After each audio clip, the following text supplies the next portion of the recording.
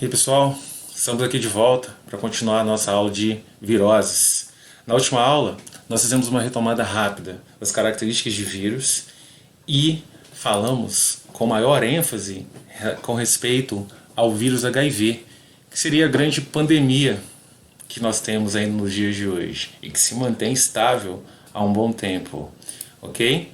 Algumas figuras eu trouxe novas e um gráficozinho para a gente discutir alguns dados. Primeiro, não se esqueçam, o HIV é um retrovírus. E como falado em sala, ele tem uma enzima chave dentre as três principais: integrase, uma protease, e a transcriptase reversa, que é exatamente a enzima chave no processo de passar o seu RNA para DNA. Então ele tem um RNA, é um RNA vírus, mas ele consegue transformar isso em DNA, ok? Isso é interessantíssimo. Além disso, uma discussão que a gente não colocou na nossa última videoaula foi com relação a número de infectados. Observando esse gráfico, com dados bem científicos, que a gente pode dar total credibilidade, vocês veem que de 2010 a 2016, o período do estudo, nós temos um aumento de pessoas em terapia antirretroviral com relação a HIV, ok? Então, olha, eu saio de 7,5 milhões em 2010 para 18,2 milhões em 2016. Óbvio que por mais que nós tenhamos campanha, as pessoas não se conscientizaram com relação à forma de se proteger. Muitos estudiosos, virologistas, eles atribuem isso à falta de percepção. O que seria essa percepção? Eu posso dizer para você que o HIV mata. Posso dizer para você que o HIV vai imunossuprimir a pessoa permanentemente. Mas talvez você diga assim: eu nunca vi, eu não sinto isso, eu não percebo isso. E olha que paradoxo interessante. Isso acontece.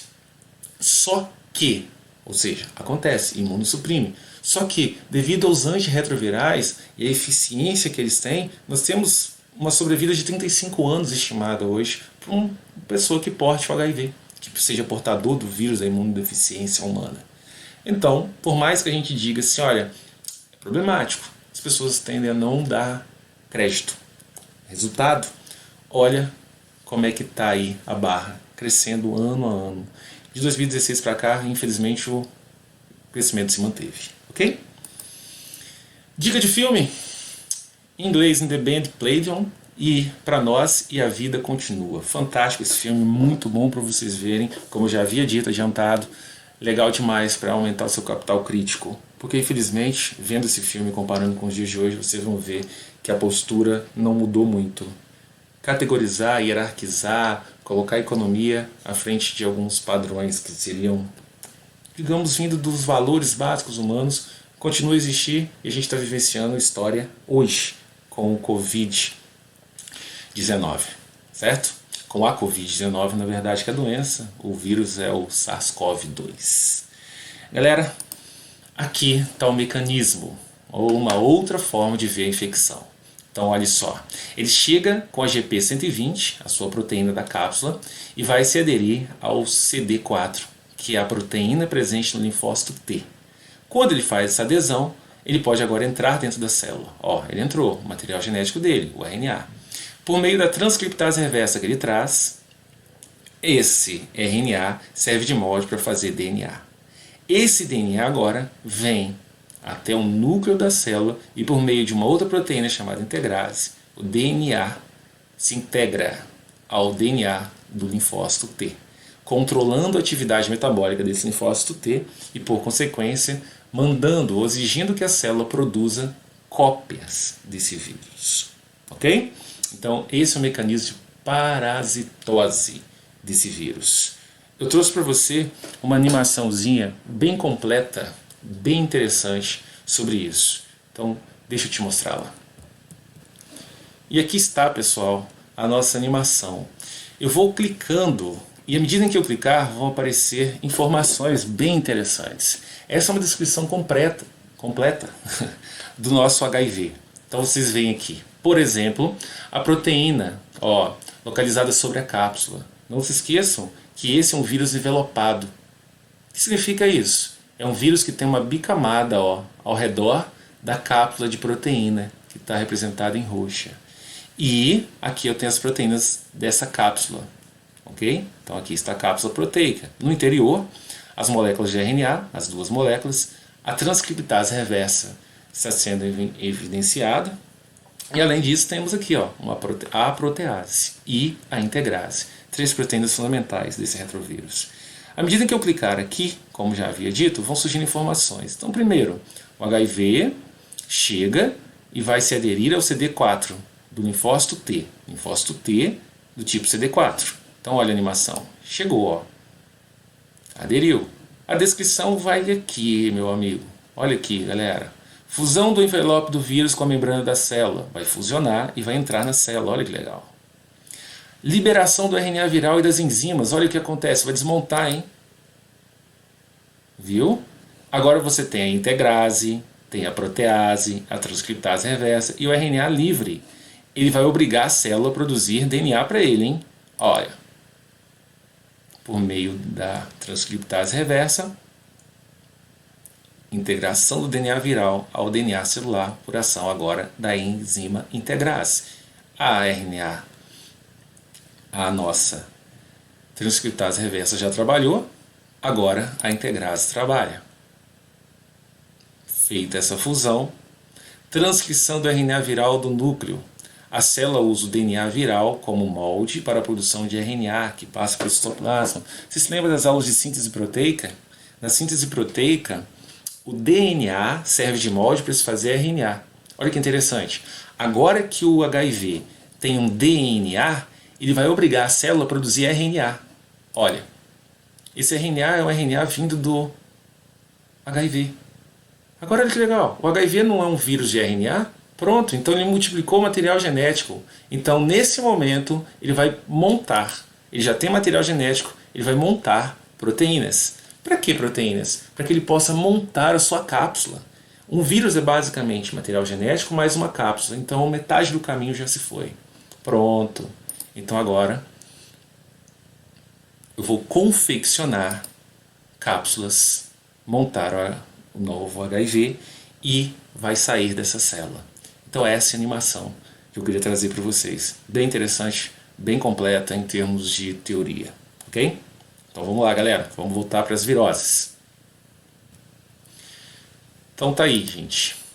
É isso que a AIDS faz. Esse slide já não é novo para você, eu já havia mostrado.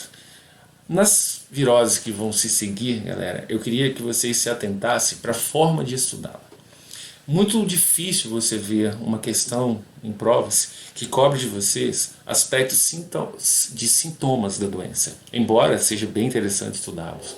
Eu citei alguns, vou falar outros que não estão nos slides, mas se atentem a estudar principalmente profilaxias. Se existir vacina, é a melhor que existe, ok?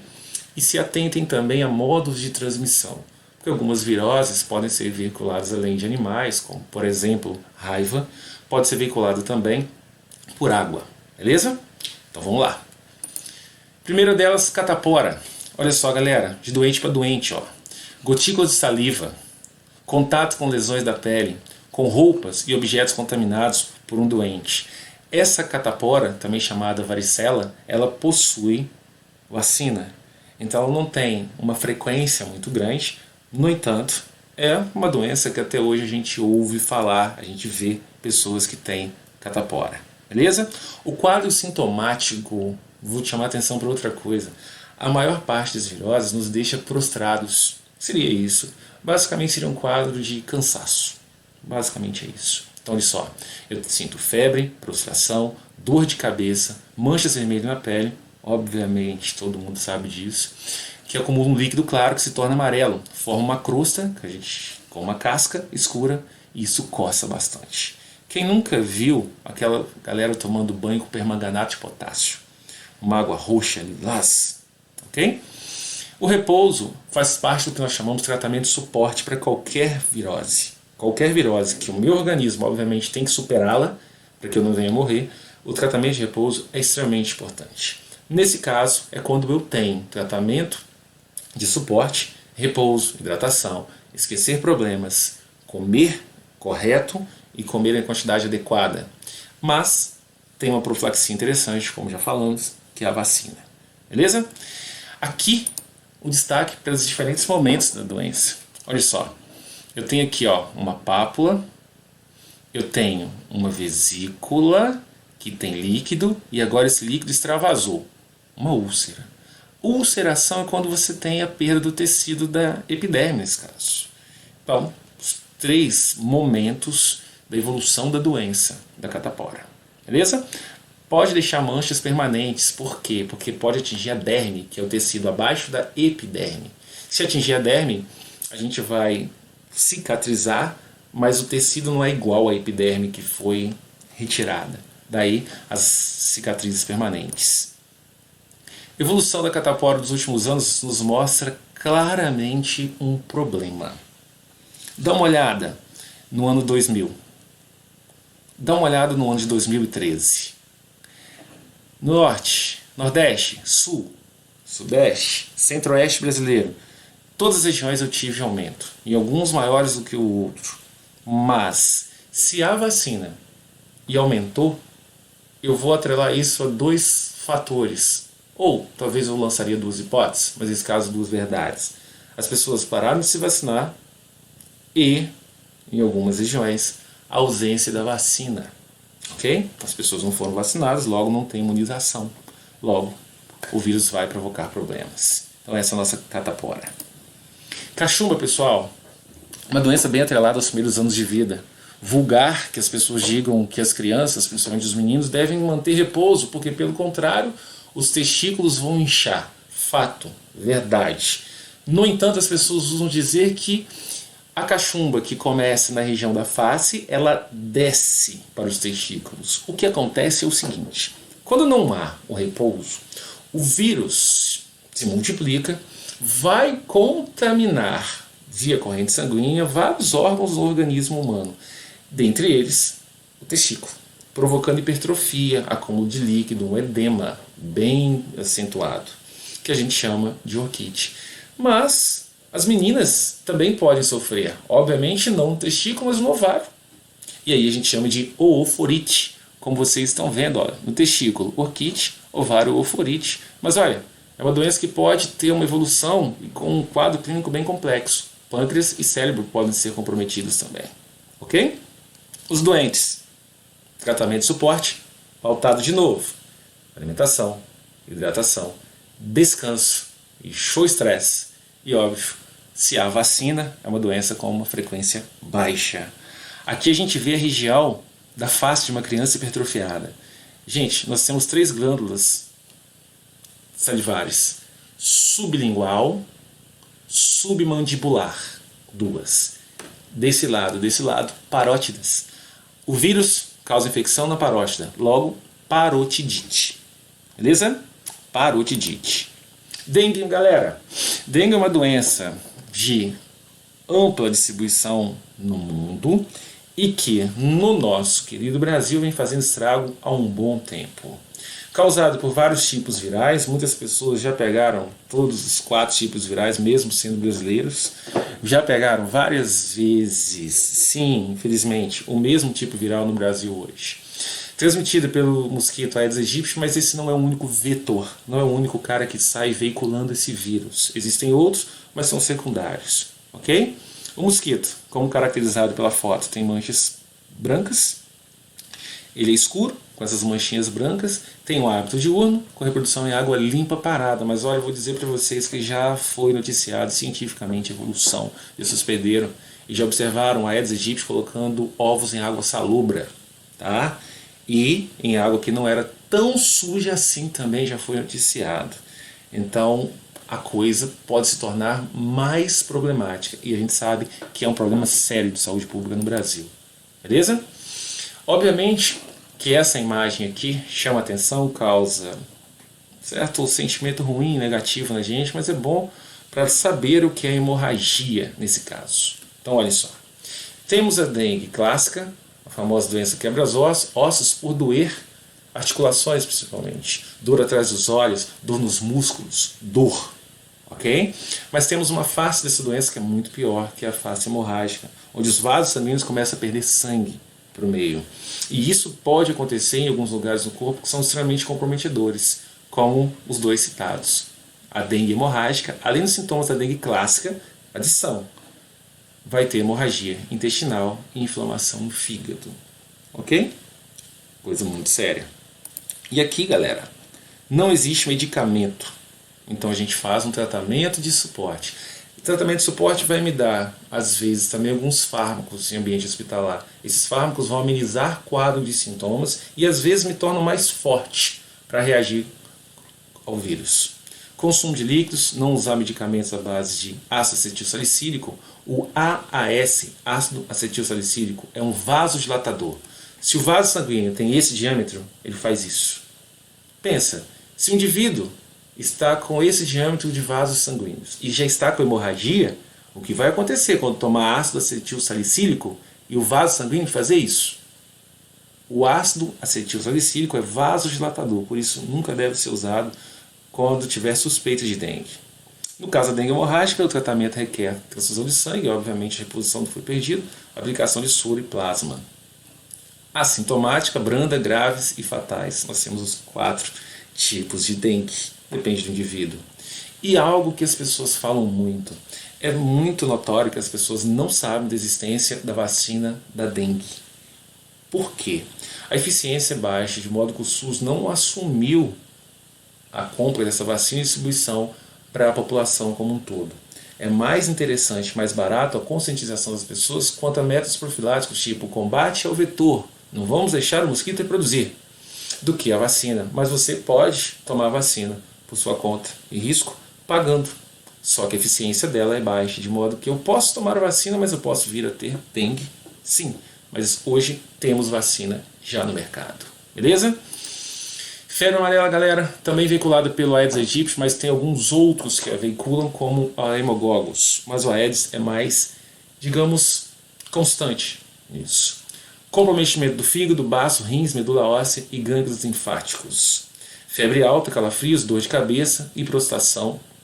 Vômitos, dores musculares, bradicardia, coração desacelerando. Comprometimento do funcionamento hepático e renal.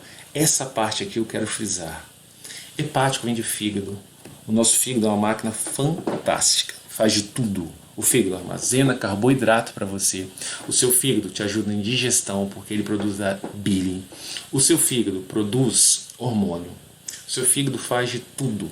E, dentre um monte de coisas que ele faz, ele metaboliza substâncias tóxicas. Daí, esse mau funcionamento hepático ser extremamente sério, o que causa um quadro de icterícia, amarelamento. Por isso, febre amarela. Ok? Aspecto amarelo, lesões do fígado e há um acúmulo de bilirrubina que causa esse amarelamento. O controle dos mosquitos transmissores é um método profilático legal, mas a gente não sofre muito aqui com febre amarela. Sofremos, mas nem tanto, porque existe vacina. Logo, todo traço de provável epidemia que tem, o governo corre e vacina novamente a população. É mais barato vacinar do que deixar ir para leito hospitalar e ter de cuidar na UTI. Muito mais caro. Gripe. Essa é a nossa última virose de hoje. A gripe, ela é uma doença séria, mata muitas pessoas, mas o seu controle nos últimos anos se tornou mais eficiente quando os governos passam a vacinar massivamente e, como o governo brasileiro, gratuitamente, grande parte da sua população. A gripe, o influenza ou os vários tipos de influenza têm uma taxa de mutação bem elevada.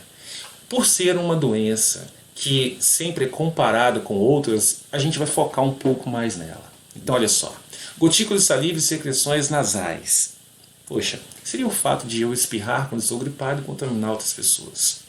Gente, todos nós tivemos gripe, então se você pensar 3 segundinhos, você lembra de quadro sintomático. Olha, febre, cansaço, eu não estou afim de fazer nada, dor de cabeça, dor muscular, tosse, espirros, nariz entupido, a nossa obstrução nasal. Não existe um tratamento específico, então galera, olha que legal. Vou na farmácia comprar um antigripal. Antigripal traduz para você uma informação que não é verídica. Cuidado, hein? Tratamento e suporte, mesma coisa, gente. Fique em paz, esqueça os problemas, coma bem, se hidrate bem, descanse. Tem gente que fala assim, olha, é legal, para eu curar a gripe, eu vou fazer uma corrida. Ah, vou malhar. Mito, totalmente mito, ok? Vacinas antigripais não conferem imunidade porque taxa de mutação, queridos. A taxa de mutação do vírus é elevada. Então eu sempre tenho um novo vírus. O que significa novo vírus, Charles? Significa o seguinte, esse vírus de hoje, amanhã ele deu origem a um outro subtipo viral que tem um outro mecanismo que o meu organismo não conhece. Pronto. Eu não tenho o que fazer. Ou tenho o que fazer. Eu vou pesquisar uma nova vacina. O mecanismo é esse, galera, para você entender de uma vez por todas o que a influenza faz. Vamos ler o que está em cima, hein? O vírus da gripe possui um envelope lipoproteico. Ele é um vírus envelopado, contendo 8 moléculas de RNA diferentes, circundadas por proteínas do capsídeo. Olha para a figura, ela está dizendo isso para você. Agora, eu quero um destaque. Eu quero o destaque. Essa neuramidase, olha só que legal, seria como uma haste. Sobre a haste, hemaglutininas. Tá vendo? Por que eu quero isso? Eu quero te mostrar o próximo slide agora. Olha que interessante. As hemaglutininas, a parte amarelinha, permitem que o vírus se ligue às células hospedeiras. Então a minha célula tem que receber esse vírus por meio dessa partezinha amarela. Ele tem que ter a partezinha amarela para encaixar. É isso mesmo. Agora olha que legal, galera. Caso as pessoas possuam os anticorpos que reconheçam essas espículas, essas hemaglutininas, o vírus torna-se incapaz de infectar a nossa célula. Então é assim que esse cara me infecta. Caso eu tenha um mecanismo que não permita essa infecção, é porque esse meu mecanismo ataca essa hemaglutinina, os meus anticorpos. Beleza? Então, essa é a nossa gripe. Terceira aula de vírus, pessoal, a gente vai ver as hepatites. Vamos começar pelas hepatites e fechar com o nosso corona. Obrigado, gente. Até mais.